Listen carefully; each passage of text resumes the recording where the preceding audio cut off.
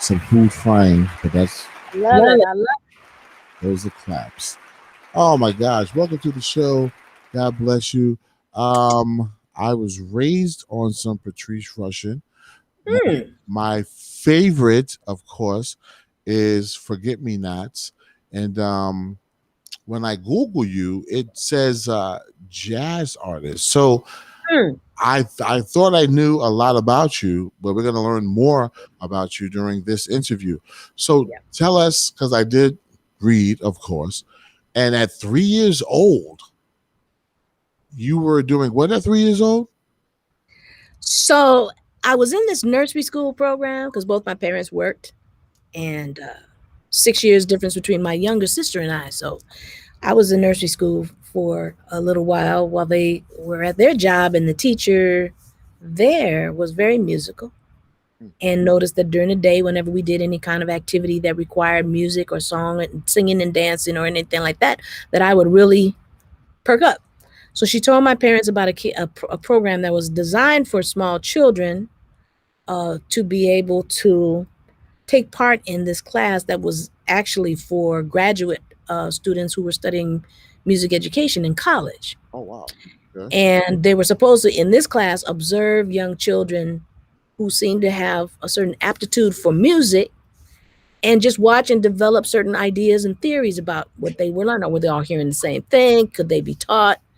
What kinds of things? Because, the kids we were barely able to speak, let alone Yes. understand musical concepts. So we moved around to music a lot. We talked about running notes and skipping notes and Okay. jumping notes, and things that would make this is how it sounds. What do you feel like you want to do? And we would attach those terms to these concepts, and that's how they kept track of how we were all listening and learning that and hearing the same things. Okay. Now, this is not a new concept now. Nowadays, early childhood development is a huge body of study Yes. in all areas, Because and particularly in the arts. Yeah. And, so now it's not that big of a deal. But back then it was. And when I was 5, they introduced you to an instrument. And the instrument I was introduced to was piano. So that's how I started. That's how I started playing. Beautiful. So you started playing. Now this is the age of 3, like I said, because that's what. Well, I started playing when I was 5. I was in this program from 3 to 5. There you And go. at 5, you stop moving around the music to scarves in the air and talking about stuff, and you start having an instrument. All right. So I like to take it back to the beginning and your upbringing and what led you to that. Like, what force and what guidance led you to going to that program, learning at such a young age? What was your upbringing? Well, my parents were very hardworking, for their time. I think they were probably would be considered to have been progressive. Okay. In that they were migrated from the South to the West Coast, migrated from the South to Los Angeles.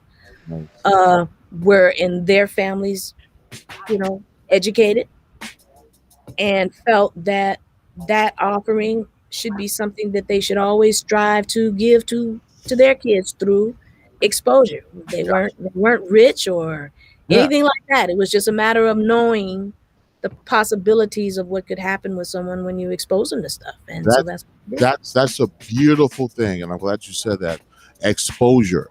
People, we need to broaden our thoughts and just get these kids out here because their brains are so intelligent but need to be molded, and we need to expose them to as many things as we can at an early age. But I was just asking you, like, in your home, were your parents into music deep, or this is something that they said we just must get her out here to be exposed to the world? Well, they were really music aficionados, music lovers. The radio was on all the time. The television was on all the time. Music was everywhere. It was just part of the existence. And they bought records. They bought records, and on the weekends especially, they would put, we had spindles back then, and you put all your records on the spindles and they would just fall down and play. So followed just one after the other of really great music of all types. Sometimes it would be Ella Fitzgerald. Sometimes it would be Perry Como, sometimes Frank Sinatra, sometimes Miles Davis, sometimes Earl Bostic, sometimes Duke Ellington, sometimes Brahms, sometimes Beethoven. It would just be like bam, bam. They belonged to a record club, and this club would send you an album Nice. every month. And so we had stacks and stacks of stuff. And of course, they really appreciated, black music and really appreciated jazz. And so there was a lot of jazz in those Yeah. stacks of records that were. So I heard all that stuff. It was like then you go to church on Sunday and you hear the music of the church. And I'm living in Los Angeles and I hear the music of the Latino community and all of the different ideas and possibilities Yeah. of great music making, and I didn't draw categories. It was like I liked it or I didn't like it. Didn't And, matter what it was. and that's why I asked that question, because sometimes people don't even realize like the stem of it, the beginnings of it, and why I did what I did. But yeah, you just broke it down perfectly. And I want people out here to know everybody that she named in that era was real music and musicians. Not saying the music now is not real music. I'm saying real music as in people created this instruments and actually played it. They didn't go to a studio and hit some beats and simulating the violin. These were pianists, violinists, trumpeters, if that's a word. People that just played the actual instrument. So this is a different type of element, and I hope you guys learn a lot from this interview. So this is why You know what else, Cisco? I gotta say this too. Music was part of a well-rounded education. It wasn't a special activity, a special thing. It was part of public school basic knowledge. Yes. Everybody had some exposure and aspect of music that you were required to do just because that type of understanding about music and art was just a part of general knowledge. I played the When trumpet. it was taken, so when it was taken out of schools, it was a big jolt, I think, to exactly what you're talking about in terms of people being able to play instruments, because suddenly it wasn't there and there weren't any ensembles and Yeah. people stopped playing instruments because there was no music in the schools. And I say the public schools because so many people didn't go to at that time. There wasn't about the private school or the charter school or anything like that. It was just the school in your neighborhood. That's where you went. Exactly. And speaking of schools where you went, Berkeley? No, No? I teach. I have taught at Berkeley. You talking about Berkeley College of Music? I've taught there, but no, I was from LA and I stayed in LA, so I went to USC. Okay, got you. Beautiful. Big shout to my man Doug Utsley from Pulsar Entertainment. Big shout to Jim. Big shout to everybody that's out there tagging us. Oh, big shout to Jeff Kwan for even making this happen, man. I really appreciate you, and I'm glad that you see I appreciate everyone that is really relevant in music, because I'm from the eras of the eras. And I'm not tooting my own horn, but I can, because this is true. Whatever. Anyway, DJC Radio Global, we have Patrice Rushen on, the musical icon, living legend. I'm learning a whole lot, and I hope you guys are also. So this is the beginning. When was the first time you did a recording in the actual studio where someone recognized you and backed it? Well, I was part of a high school experience that actually brought me into a studio environment myself. I went to Alain Leroy Locke High School in South Central Los Angeles. Wow. And it was at the time that I was going there, the school was relatively new. It was post Watts riots, and people in that neighborhood were looking to rebuild not only the neighborhood itself after the riots, but they were also looking to reestablish a certain level of commitment to excellence. And so at this school, we had all kinds of things to do. From a musical perspective, it was amazing because we had, of course, marching band and concert band and all that, but we also had a jazz band. And through that jazz band, we discovered a lot about our people and our music, seen through the lens of understanding a little bit more about the history of the music and how important Black people had been to the development of that of American music. Exactly. So again, through that, our word today is exposure. We would not only go and hear the LA Philharmonic play, but some Yeah. of our field trips were to the jazz clubs Yes. to hear the jazz musicians play, to hear improvisation, to hear those kinds of things. Living in Los Angeles, sometimes we would get to go to the studios, Warner Brothers, or over to Capitol Records or somewhere like that to observe and watch sessions. And that kind of plants a seed in your head that, wow, there's a lot of different ways to have a career in music and a lot of different ways that musicians function in having successful careers. And some look like this and some look like that. And some, it's all these different things.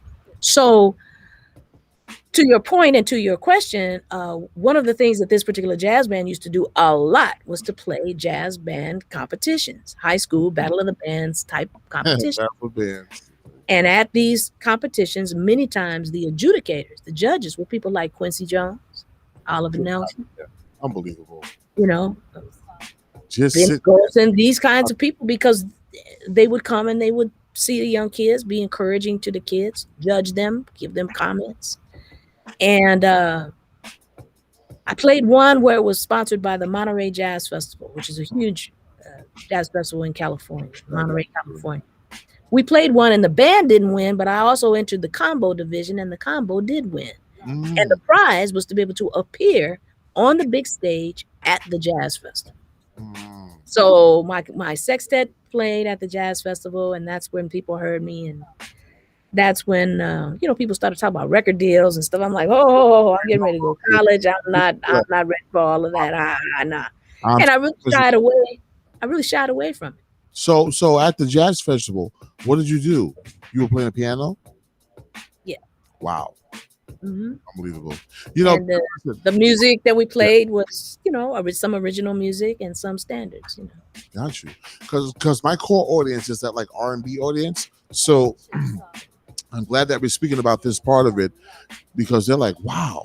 Just like I was like, wow. Like I didn't know that part of you, this classical part of you, because of your R&B hits that most people like relate to. Now, not saying that they don't relate to your other side. I'm just saying how it's all the same. Yeah.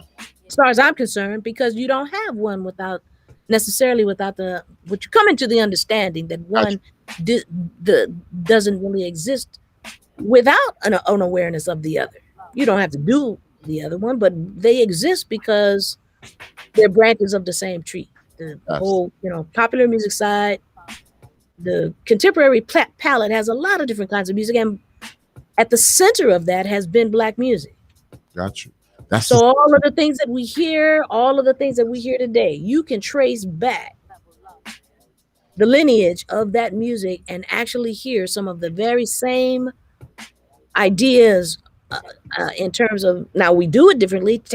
Technology is taking care of the way we do it. Yes. But the things we do, yes, you can follow a line and a lineage through it, and that's why I like to teach now, because what I help young people understand is that the music that they listen to and the music that they play and the music that they love is a part of a lineage. It's a part of a history. Exactly. And to go back a little bit to see that, it's an amazing thing and can be very inspirational for the music to come, because it's built on the shoulders of a lot of other things. Gotcha. So you say R&B, well, there it is, rhythm and blues. So to understand that is to understand kind of where it comes from, and to borrow and take from that vocabulary and put it into a modern context. And that's what we learned to do. Got you. Now, that I totally get what you're saying, but how did you like move into from the classical to the R&B side? Because I know that they don't mix two genres on the radio. So how did you make that breakthrough? Well, classical music was the vehicle that I learned to play my instrument. Okay, nice. Okay. You got, to have a certain amount of respect for the instrument and learn to play it well. There's just hurdles that you have to do. Just like if you're going to learn to play basketball, you just don't walk up on the court and say, I'm going to just put the ball in the basket. You learn the game. You learn technique, you learn plays, you learn how to do things. So that technique for me was in the form of classical music because I didn't necessarily see myself as being a classical pianist. I didn't see enough. I didn't know whether it was because I didn't see enough black people that did that to know that that was a possibility. But at that time, back in those days, as much as I loved the music, it didn't interest me as a possibility for my vocation. It wasn't until I got to high school and Okay. started playing, music that was written by people that looked like me that I Got, really began to appreciate even classical music even more got you. Got because you. then I understood the mechanics of what it takes to create and be involved in music. And I started understanding what careers, like I was saying, could look like. So now I can see I can maybe do this thing if I want to. And I got to understand the whole, not just the music itself, but the business behind the music and how things, the development of artists in terms of how you go about making that commitment. Certainly the spirituality that exists in so much of the music too, in terms of how you are confronted with your own being when you're trying to be an artist. You're confronted with you and how you get over those kinds of hurdles and the idea of collaboration and replacing competition with community. That was a big part of it. And all of these things that I'm saying were things that came out of the development of a lot of us wanting to be the best that we could and being supported as long as we were walking in our truth, one, and then two, as long as we were willing to do what it would take to keep the bar of excellence open. And you can understand that when you know where the music came from. You said, well, we're not going to drop this bar on my watch. It's, Exactly. Exactly. so you're looking to keep So it going. so you have two great elements. You have the classical, then you have the like R&B street uh sound combined. Did you choose classical first because you think it's more structured to learn and to be better, or did you choose it because that's all you knew at the time, or did you choose it because you thought that it was like more structured and you could learn better from classical? No, like I said, it was the vehicle that I learned my instrument. Now remember, at home, I'm hearing all kinds of music. I'm growing up in the Motown era. I'm hearing everything, and Beautiful. I'm appreciating everything. But addressing the piano, that was the medium. That was the kind of the medium that allowed me to address the piano. I'm Yes. still playing all kind. In fact, I would go to my lessons completely unprepared sometimes because I had picked out the Marvin Gaye thing I heard on the radio. So, but my Yes. teacher, rather than shut that down, she would say, "Wow, well, what did you do this week since you didn't learn this hiding piece? What'd you do? Oh, well, I did learn this off the radio." And she would say, "Play it for me," and I would play it, and she would say, "Wow. Now, did you know that this chord right here is the same chord that's in this Mozart piece? And did you know that like Mozart was like he was like the modern day cat of his day. People would go and hear him, that during his time, that was popular music. Definitely. Definitely. Bach every Sunday, he had to write music he had a whole bunch of kids. He had to write music for church every Sunday. And these are when you hear stories like that, then you can relate. Oh, I see. I can, this does have something to do with how I'm going to learn to be the musician that I would like to be. And so I had great teachers who were able to make it relevant. And so it didn't feel like this and that. It started more and more Yes. feeling like the expression of music and the requirement of that expression, you can come from a lot of different places. And then when you find your voice, your own means of expression, you're drawing on a lot more vocabulary. So I absolutely love this. You guys are rocking with DJ Cisco Radio Global. We have the musical icon legend Patrice Rushen, and I have so many questions, but I'm not trying to keep her forever. But I have so many. So in 1982, now I know you've made several other dope songs and hits and everything, but for Get Me Nots was nominated for like a Grammy, right? right. Okay, so in 1982, when you was nominated, like, how did that make you feel? And who did the production and how did that song come about? Well, I like you said, I had albums previous to that and some records that did really well, some hits that did pretty well. But When Forget Me Nots was first brought, when we first brought it to the record company, they didn't like it. Whoa. They said, "Oh well, that album has a song called Remind Me on it, number one." It's all kind. They didn't hear anything off the album, and we had done, we did do what we do. We did our homework. Yeah. We knew what we were doing. We went to the clubs and played it and saw the people's reaction and stuff like that. So we might have us something. We should go after it. Well, then, well, no, we don't hear this.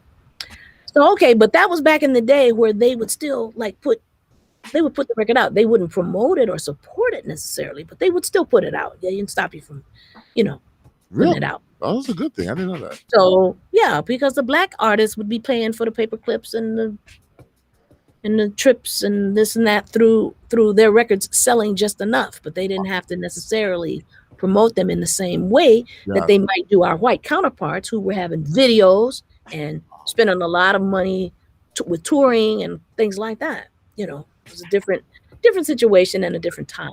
Yeah. But what I learned was, okay, well, if they're not going to promote it, we have to at least get it to the radio level. Now, radio at the time was, especially in the black community, the most powerful medium. We didn't have internet and all of that. See, it was about radio. And you tuned into your station and you got all of the information that you needed, music, news, all of that. And if people listened and liked what you were doing, they would let the station know, we love this record. Please keep playing it. If they didn't like it, they would say, oh man, this is some trash. Take it off. So getting to the radio station and getting your record on was a big deal. So we paid for 3 weeks of independent promotion once we knew the record company was not going to necessarily support it. And the record took off. And that was a real important lesson, for us to learn. What was the first radio station that played it, if you can remember? And like what? I don't know, but in every part of the country. Oh, okay. There was somebody. In DC, it was WHUR. In Los Angeles, it was KACE and KJLH, KGFJ. So different parts of the country, have particular radio stations that were important enough that you would try to go there first and say, well, at least put it on and let the people decide. Beautiful. And the people loved it, and it worked out very, very well.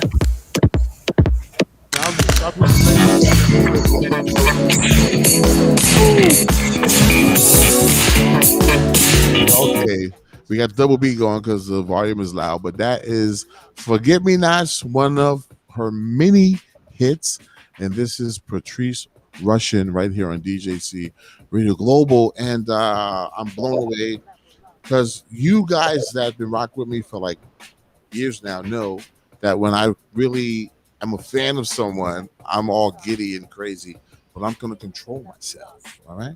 We have Patrice Rushen on here. Now, I see the background is a beautiful studio. Whose studio is that? Oh, this is my studio. That's your studio? This is my office. That's beautiful. Beautiful, beautiful. So, do you have anything that's new out? Like, what are you working on right now? Let the world know. Well, I'm going to be, continuing this summer, I hope, now that things have kind of like mellowed out as far as COVID is concerned. And at least we all have a handle on the things we have to do in order to not allow ourselves to be defined by this pandemic.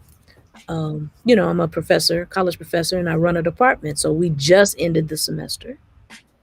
But during the school year, I'm involved primarily with that. And during the summertime, not necessarily this summer, or last summer, but during the summertime is when I can get out and do more concertizing and play. So I still get out and have a chance to perform, which I still like to do a lot.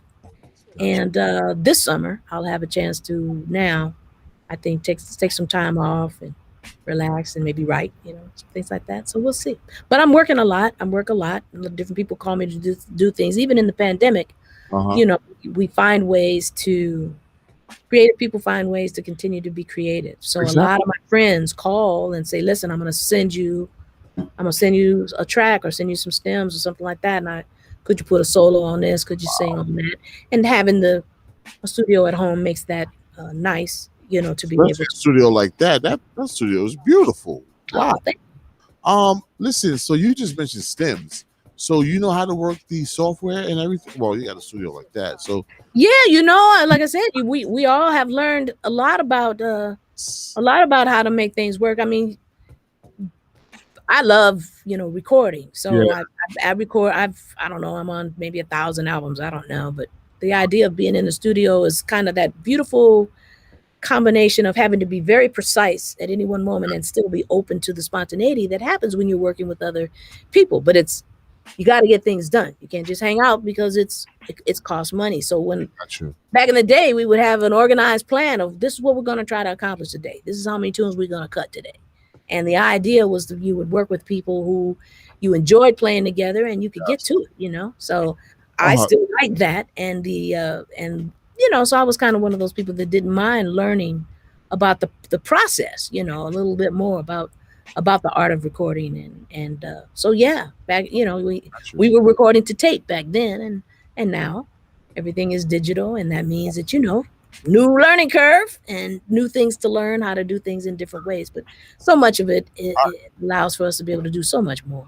It's Miss very nice. Miss Rushen, we have a lot of people in the chat room that are saying things that they want you to know about. So I gotta Okay. scroll up a little bit and just let you know. And we have one of my girls, Gina Blackwell. She is a phenomenal female vocalist, and she's in the chat room, and she's saying something. But I'm gonna start from the beginning. And we have Shawanya Stanley. She's like in the Bay Area or in like Cali. She's a phenomenal singer. She tours with Tom Brown, the guy that made Jamaica Funk. She tours with him. She is absolutely phenomenal. We have Al J from Mama There Goes That Band. They're from the Bay Area, Detroit, I think Mississippi, and they have some phenomenal songs. And DJ Don Julio De La Cruz, big shout to you too. People are asking, how can they get you on some of their songs? Do you do that, or you know, what do they have to do to get you on one of their projects? Well, you can go and ask. Well, that's true. These, You have to ask. I'm just joking. You can find me on www.patricerushen.com. Oh, is that simple? That's the website. I invite you to visit the website so that you see some of the different things that I do and have done. It's a lot more than what some of you may know. You'll find some history. I see a couple of people who know about my music direction for television and Yeah, things like that, and being the first, uh, Black woman to do certain kinds of things. Thank you. You'll also hear some symphonic music, and you'll hear, more funky stuff and more jazz and all of that. And then you can determine if there's something you want me to do. You can write there. I'm also on IG. You can find me there. You can find me on Twitter. You can find me on Facebook. But you need to let a person know. But here's the thing: come yes. correct. Okay, sorry for laughing. You know what I mean? Because you know what I'm gonna do. I don't know what you're gonna do. But you know what I'm gonna do. On coming correct. What do you mean by that? Coming correct. Tell us, like Well, musically if you have or something, financially or what? no. If you have something that you really want to do and you have an idea that you want, just don't send it to me and say, "Could you play on this?" What Yes. do you want? Do you want a solo? How many bars is it? What? Ooh, So start here and end there, or I'll send you. I'll send you something to listen to, and please, if you would play on it, what would it take to do that? Everything is of value. exactly. Value doesn't always have to mean money, but when you ask people to do something, you need to come with respect because of the value that is involved. I love And when you that. do that, it's reciprocated in the time and in the way that the person will address whatever your question is. But if you don't, then sometimes what you're trying to do gets lost. So that's what I mean when I say comes correct. Think about what you want to do, and if there's something that you really want, it's really something that's important to you. You know what to say when it's something that's important to you, and you know the difference of presentation when it's important to you for a person to take it seriously Yeah. versus when it's not. Listen, like I know that you've been in the game for like a long time, but tell me, how do you feel about the current hip hop, not artist? I don't want to just single people out, but how do you feel about the current R&B artists Well, let me just say this: they classify hip hop artists as R&B artists now. It's not like it was back in the days. Like you heard Marvin Gaye and you heard, Sam Cooke, and we heard people, and we know that those were soul R&B artists. Now Chris Brown can make a hip hop sounding song, and they call him a soul R&B artist, which I don't feel it is. Um, how do you feel about the current sound of so-called labeled soulful R&B?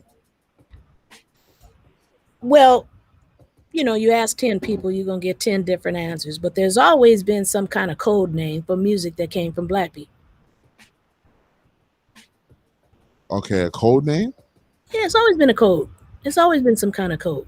All of it is music, and all of it falls under the banner of being popular music, contemporary music. Full stop. Now, Gotcha. this has to take into consideration then this concept that the origin of popular music in America is black music. You have to be willing to go there first. All of the subcategories and things like that are not really that relevant, except for they were relevant for sales purposes. I gotta call it this. Whoa, I love this. So that it can be marketed as this to these people for this purpose, so on and so forth. We had the same thing happen back in the day. Back in the day, there was this huge effort to be able to keep things separated into what was called R&B, and then there was pop music. And it was code for music that black people listened to and bought and played and created, and music that supposedly white people bought and created. There was black music that wasn't going to ever be on white stations, and pop music that was never going to be on black stations. And then something happened. Something happened when it finally surfaced that the people that were listening to black music weren't all black people. Exactly. There was lots of white people that liked black music. A lot of white people. And when that information became common knowledge, then the marketing situation got a little weird, and they created a new division called crossover. Then the game was, in order to sell, if you sold enough records, you could cross over from the black stations to the pop stations, the white stations. There were two different charts even in Billboard. There was R&B and there was pop. And there were no subgenres back then, really. No. You were this, exactly, or you were that. Now suddenly there's a possibility of this crossover thing happening, and you had groups actually trying to figure out how they were modifying, not changing necessarily, but modifying slightly their sound in order to make it more appealing to cross over. Now the game was about that. The subgenres of everything that happened was more of a marketing thing than anything. For a very long time, it was like that. But now with the internet and with everybody listening to everything, and the influence of black culture on everything, and the admission of its relevance and its importance, and the intermingling and mixing of all of the things that came from an awareness of pop culture, videos, and all this type of stuff. Now it's harder to divide all of that, but still, there's the evolution of the music that's happening within the genre, and they just lump it all together. That's what's happening. Just lump it all together, and it doesn't have to be like that, and it shouldn't be. The same person who listens to James Brown would listen to Chris Brown. Yeah. So you know what I mean? It doesn't have to be where there are this subdivision. What has to be is a consciousness about each other and a respect. That means that regardless of what your expression is or how you express, that it is built upon an idea of creating music and doing something musical and doing something of excellence and doing something that as an artist reflects your time, your space, your truth, your, everything doesn't have to always be exactly alike, Yeah. but the criteria is it should be at a certain level. And there was a time when you couldn't do music or record unless you had something to say. But now everybody can record. You don't need to have a record label. You don't need any of that. You don't even know how to play. You can press some buttons and get Yeah. a few things going on. And I think some of that is good. I think it's brought the music and music making to more people. Definitely. But just because I know how to cut, I don't want you operating on That's me. my thing, Miss Rushen. That's what. So the idea is the hierarchy. I think in terms of music and musicianship and understanding the music and contributing to the music, Yes. that's different than some of what we hear going on, which is why there's this stuff that's really great and stuff that's out there perpetrating. Got you. Now, listen. I think as a record label owner, as a DJ radio station owner, I think we need to teach our youngsters more about the beginnings of black music because, like you said, it's crossover, it's popular now, but this generation does not know the foundation of it. And that's where it's going to become, lost in the wind years down the line because they don't know what to protect. So I think we need to do, not you and I, but I'm saying like radio stations, like mainstream radio stations, need to have segments all year round, especially hip hop stations, where these black songs or how they like originated, where this hip hop song took this old school beat, which was a black artist back in the days. We need to have more of that because if we don't, it's gonna be gone soon. No, I agree with you. And there's creative ways to do that don't have to make it sound like an exercise. I mean, Yeah, to have contests and say, okay, so they play something and they say, okay, so somebody research where that's right. from. You're right. Whoever does, we're gonna give you free groceries at Trader Joe's for a week. You are absolutely What right. song is this from? What song? In other words, for there to be that connection, because I think that a part of what we're talking about here, Cisco, is the idea of continuing the idea of community and communication. Oh, And young people, you guys hear her? uh, Love her. Go ahead. young people, sometimes, we've all been there where Yeah. we don't want to listen to anything that anybody older than us has to say about anything. Okay, that's okay. But sometimes it's in the presentation of something, and sometimes you have to meet people where they are, understand where they're coming from, and then be able to say, check this out, and just tell me what you think. And then they find out, man, we have some things in common here. Okay, Yes. Mom, Dad, check this out. Uncle so and so, check this out. And then Uncle so and so say, you know what? I know this. Wait a minute, let me get my album. See this? Oh, what? You find out that there's some common ground, and you hopefully interest the young people on the basis of understanding where they're coming from, meeting them where they are, and then being able to help to. But sometimes it's not presented in ways that make it easy. Yeah. Conversely, a lot of young people act like they don't want to know, like that doesn't matter to them, but it should matter a lot. It should matter a lot if you're sampling stuff that was done within the last 5 minutes. You get ready to run out of stuff.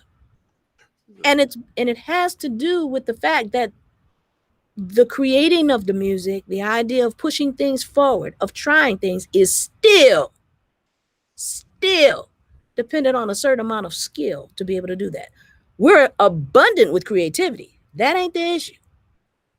But your creativity is always going to supersede your technique to get there.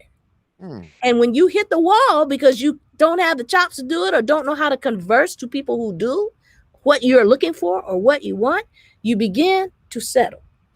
And when you settle, it stops being progressive. It stops being interesting. It stops being innovative. And we want to skip steps. Can't skip steps. The way we learn most things is the 3 steps are imitation. And then after imitation comes sort of an assimilation. And then after assimilation comes innovation. We want to take the order out. We're saying, well, I'm being innovative. No, you're not. You're being limited. Mm. If you haven't done those other steps, because if you had done those, your innovation, your idea would have been really something different that allows for things to be built upon it. And I think that that's where you don't, I don't know that innovation is something that you see in the moment. To realize something was innovative is to realize the impact that it had in its result Exactly. on the time that's coming After the fact. after the fact. Exactly. After the fact. Oh, Patrice, Miss Rushen, I'm loving you even more. I'm sorry, I'm not afraid to say it. I'm giving you flowers while you're here because we need to do that more. Give you a big round of applause right now and read some comments. We have my man Doug Utsley. I know two young people who know the history of music and respect legends such as yourself. Their name is Roz and Jim. So Roz and Jim, check them out when you can. Big shout to Jim.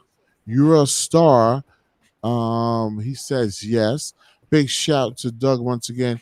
Big shout to everybody. Listen, the phone lines are wide open. I'm gonna let her go soon. But if you want to call, it's 718-915-0349. 718-915-0349. Nope, that's my cell phone number. Don't call that number. It's 347-352 8625. The phone number is 347. Put up in the chat room right now.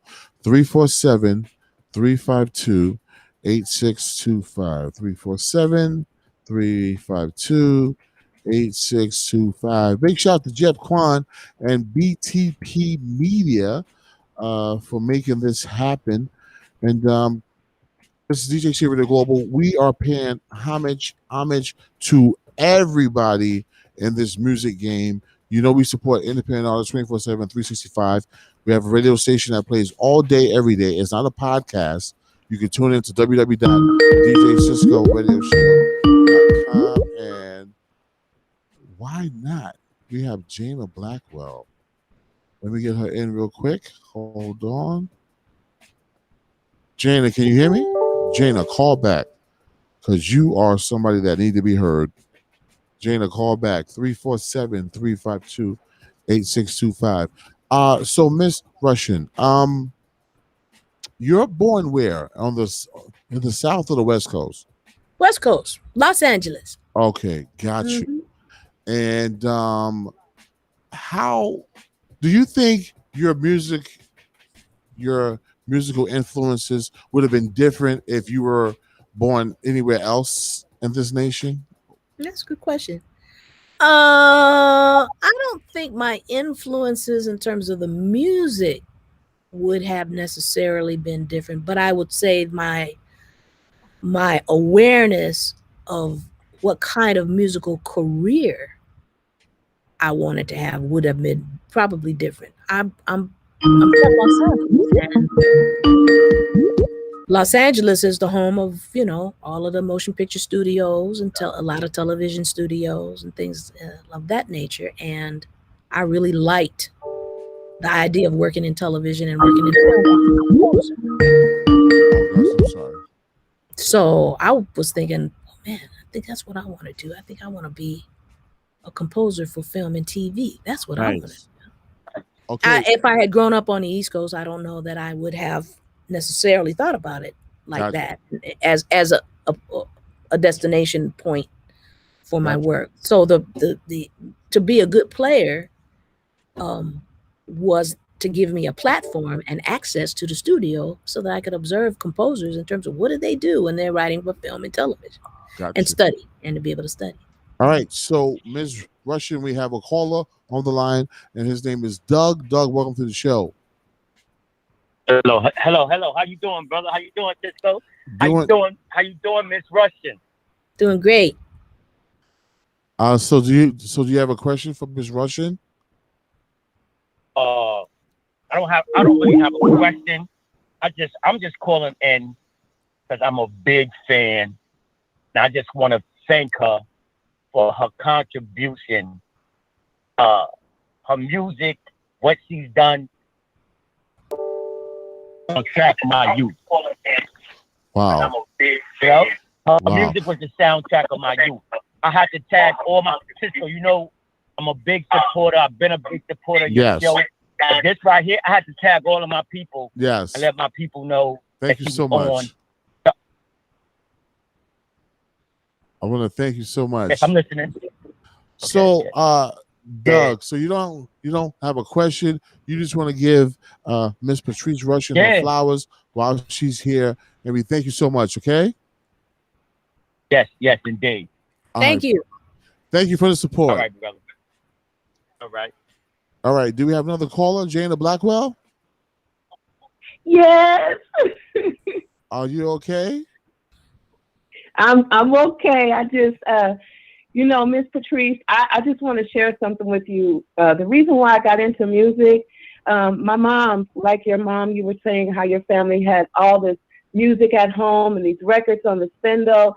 I have this memory of my mom having wall to wall albums, and I learned, all different types of genres of music. And there's one memory in particular.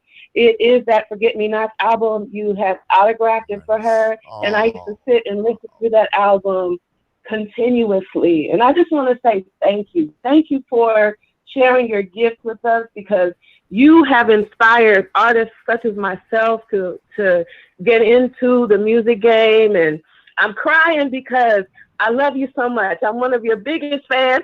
And I truly appreciate you even, taking the opportunity to sit with DJ Cisco and share your nuggets with all of us. Thank you so much.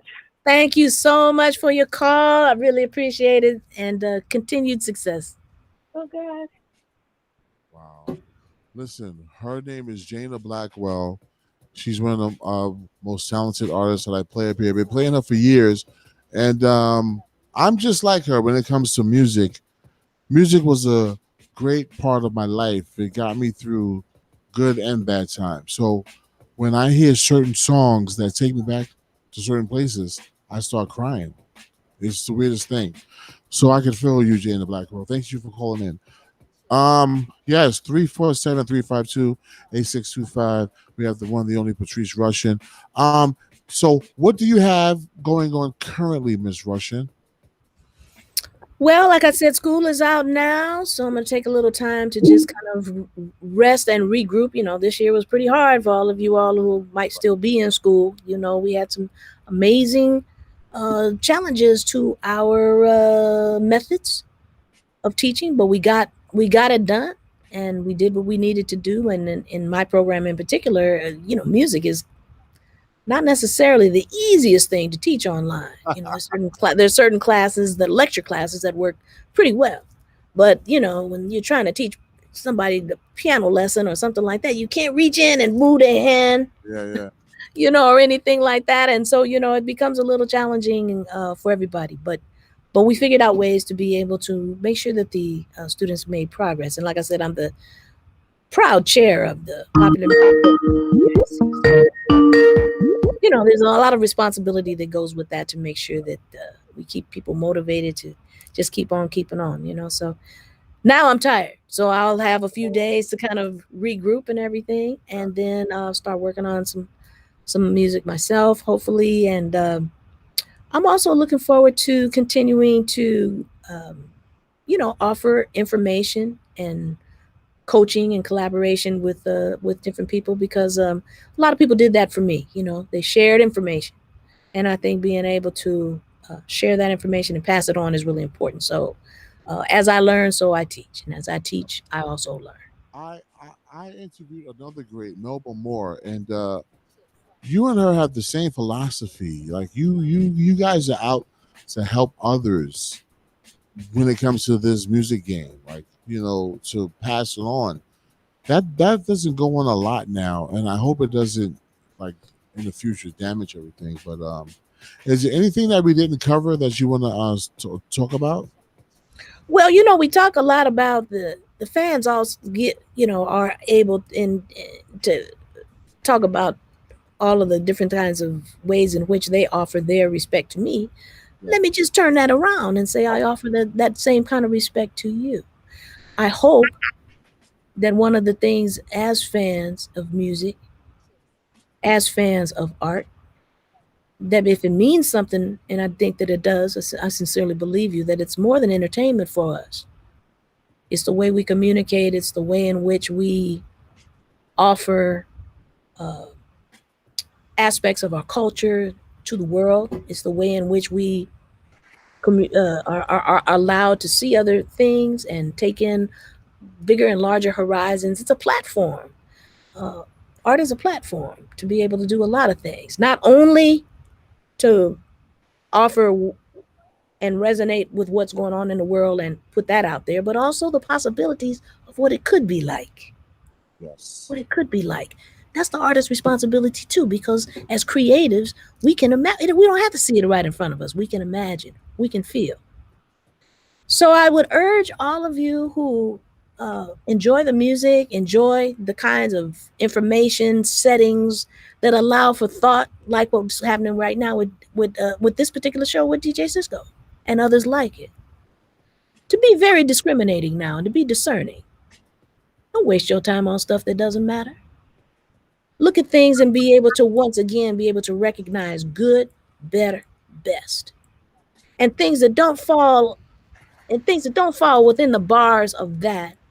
Ask yourself whether or not that's where you should be spending your energy, because what we need in the whole world, all of us, regardless of race, regardless of ethnicity, Yes. is the idea that the art allows for us to be able to not only reflect what is, but also to reflect what could be. Mm. And support the artists that are about that too.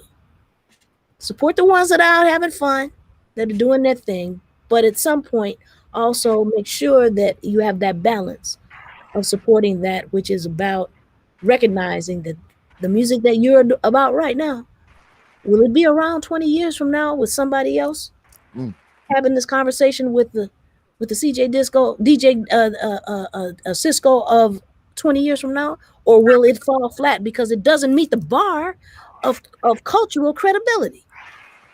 I don't have to agree with everything that you do as artists or as fans in terms of what you listen to, but you have a lot more power than you think for the narrative to be that way instead of this way.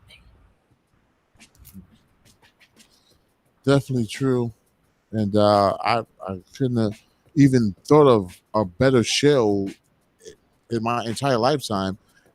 These words of wisdom coming from a powerhouse such as yourself is just truthful, and it's something that I think about all the time, and it's being solidified and confirmed by the one and only Patrice Rushen.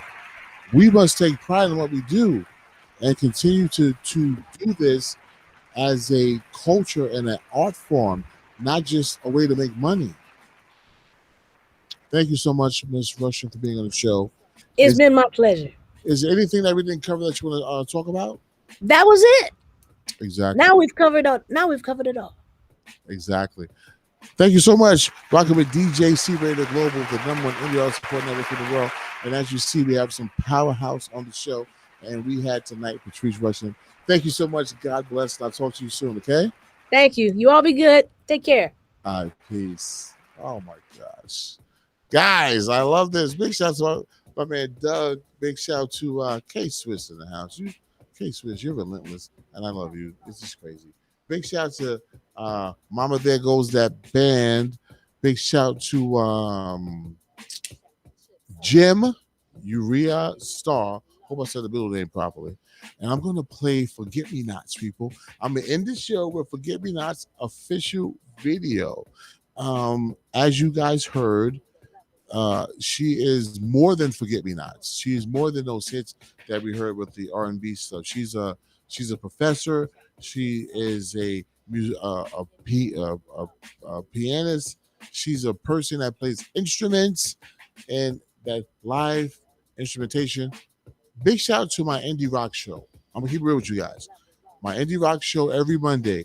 These rockers still have bands. Big shout to you young guys playing the guitar, the bass, and the drums, and sending your music. We need all that. Big shout to people like Mama There Goes That Band.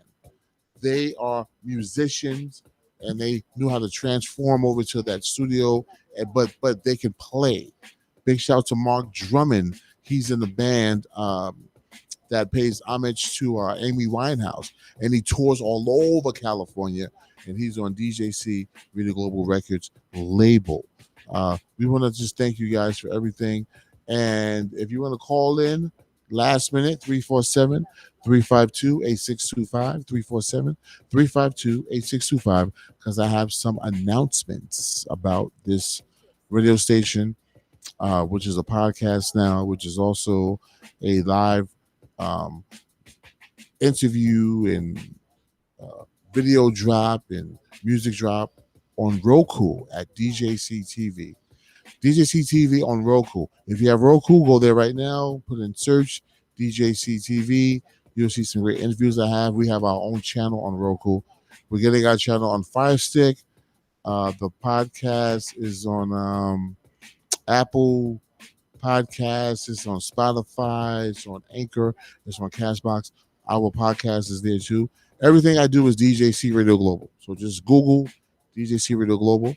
And if you are an independent artist and you want to get your music heard, send 1 or 2 MP3s to DJC Radio Airplay at gmail.com. DJC Radio Airplay at gmail.com. And we will listen to your music and get it on for you. Plus, we have Project Unity, but of course, we couldn't do it because of COVID, where we go feed the homeless in different states. And then in that same state with the locals, we have a showcase where we give you a record deal, money, and bragging rights. That's called Project Unity. We're going to start it up in 2021. The end of it again, like September, October. Well, or after we see where this COVID is going. You know, because if it doesn't slow down, then we're not going to do it.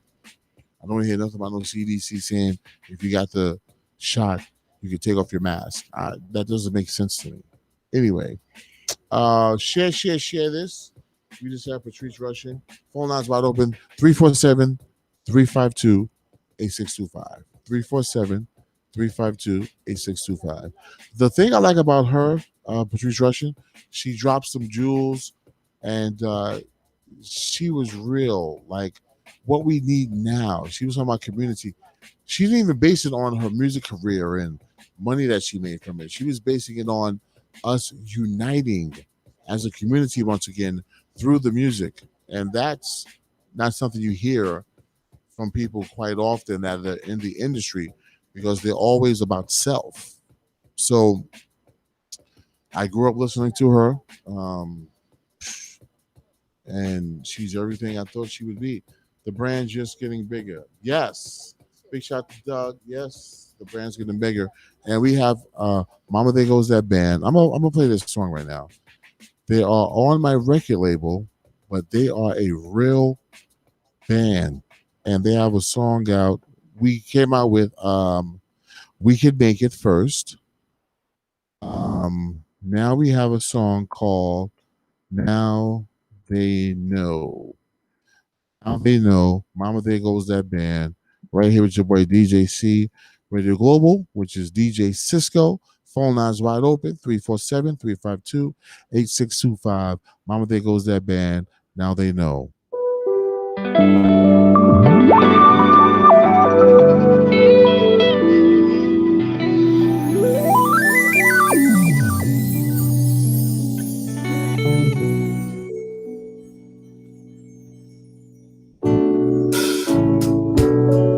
Stay home inside each lonely night, when out there my queen awaited me.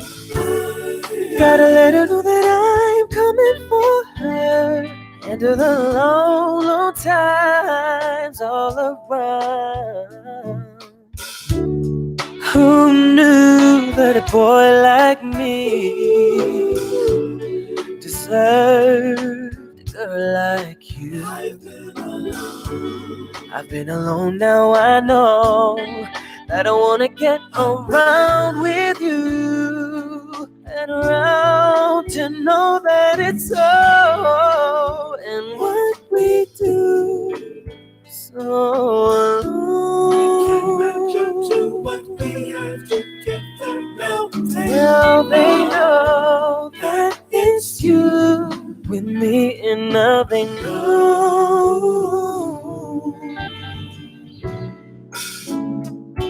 And now it's down, I looked ahead to better days. And then you came around and helped me turn the page. You let me know, and all of them know we found pure, true love. I've had no doubt about our fate. We have so much more than the world can see. And what we have is richer than ever gold can show. When it's you and me against the world, I hope now they know what we do. Just you and me, they can match up to what we have together. Now they know that it's you with me, and now they know. From the wrong side of the track, me, I love you. So to attack me from my nerve to approach you. Now all we know is we were always meant to be. And here we come together to go through life forever. And what would we do so long? Hey, what we know.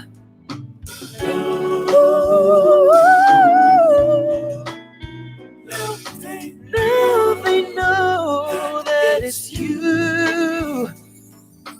They can't match up to what we have together. They are witnesses to witnesses. Now they know. We know they know. Now they know that it's you. That it's you. It's you. You.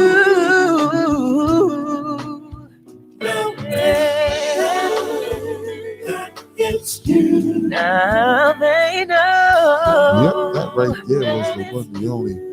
Mama, there goes that band right there, DJC Radio Global Records. Ah, man, I'm having a great night tonight. Big shout out to Patrice, Rushen. That was a phenomenal interview. Absolutely love it. One more song I want to play before I go. Before I do the interview,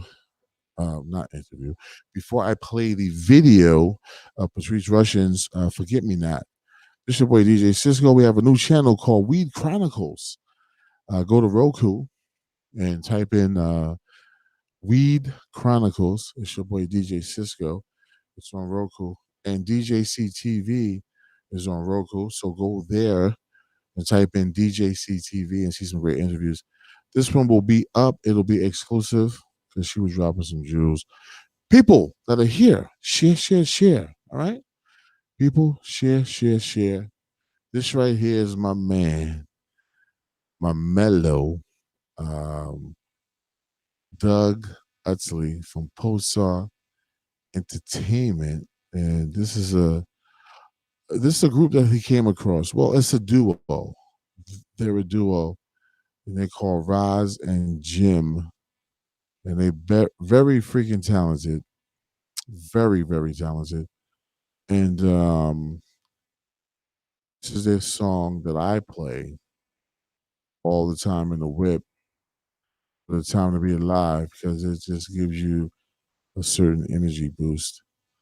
This is Roz and Jim, Time to Be Alive, right here on DJC Radio Global. Watching time, there's an issue.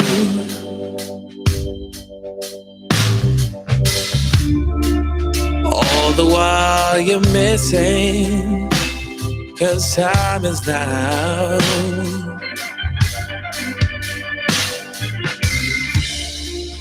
What good is sun without rain? Harness that pain. You have all to gain. What a time to be alive. It's your day. State your claim.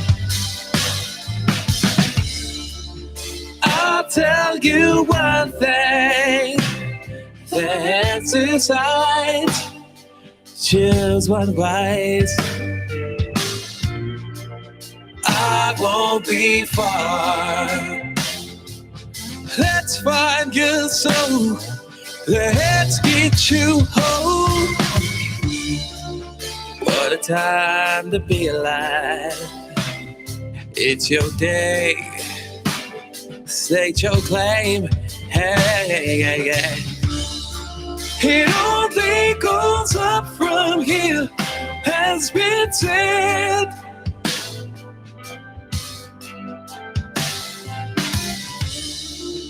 Don't let up. The past is true, and all that you are is at stake. What a time to be alive. It's your day. State your claim. Hey, hey, hey. It only goes up from here, has been said.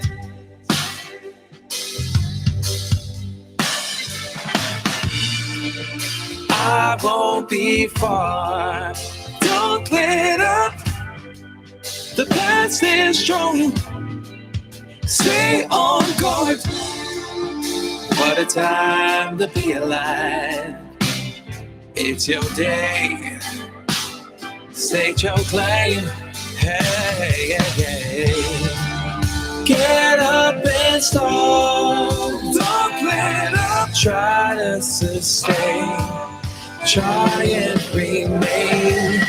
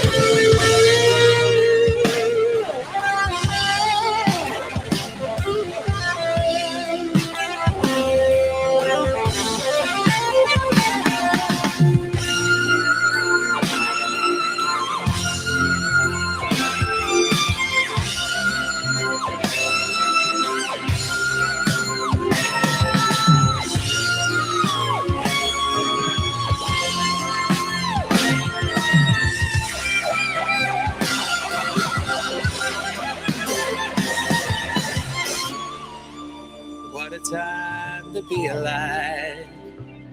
It's your day. State your claim. Hey, hey, hey. That right there was a phenomenal song, especially that guitar solo. Big shout out to Rising Jim, Pulsar Entertainment, your boy DJ Cisco, Patrice, Rushen. I never thought in a million years I would have a show where I would have Patrice Rushen on my show, chopping it up with me, and we just doing the damn thing. Phenomenal time. I want to thank you guys for calling in. DJC Radio Global, we support independent artists 365 24/7. So please send your music to DJC Radio Airplay at gmail.com. DJC Radio Airplay at gmail.com. Big shout out to my man, Dan, the guy of sound, man. I'm glad we're getting this shit together, working out these kinks, you know what I mean? I'm glad that we got some great music coming out, and I'm happy that we rocking again because you're my brother from another mother. Yeah, yo, we both crazy. So it goes down like that. Yes, Jana Blackwell, freaking amazing, right? freaking amazing. That's Ross and Jim. Those guys are super, super, super talented. This show is not just for hip hop and R&B people, man. This is for all independent artists. This is what DJC Radio Global do. All right, so we're going to talk to you later on. God bless. Good night. Big round of applause to everybody.